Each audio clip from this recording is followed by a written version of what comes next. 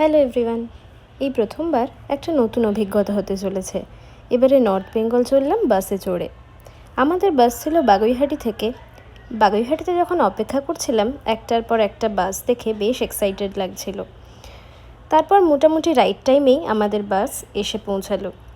আমরা বুক করেছিলাম এক্সপ্রেস লাইনে স্লিপার ভলভো বাস।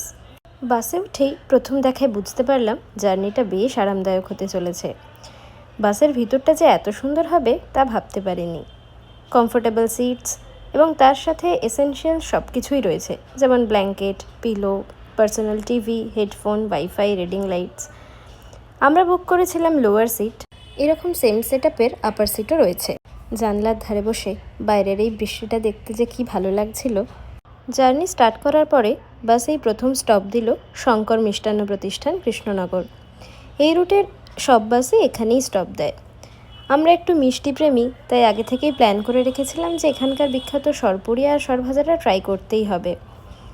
দেন মিষ্টি খেয়ে বাসে উঠে একটা খুব সুন্দর ঘুম দিলাম।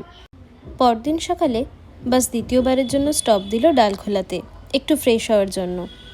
এখানে নেমেই একটা পাহাড়ের গন্ধ পাচ্ছিলাম। দেন দুপাশের চা বাগান দেখতে দেখতে আমরা নির্ধারিত সময়ে এসে পৌঁছালাম শিলিগুড়িতে। মাঝে বৃষ্টির জন্য বেশ কিছুটা লেট চললেও বাস কিন্তু একদম রাইট টাইমে নামিয়ে দিয়েছিল। শিলিগুড়ি থেকে দেন আমরা পাহাড়ের উদ্দেশ্যে রওনা দিলাম। ওভারঅল বাস জার্নি খুবই কমফোর্টেবল ছিল। প্রথমবারের এক্সপিরিয়েন্স হিসাবে আমি সত্যিই বেশ স্যাটিসফাইড।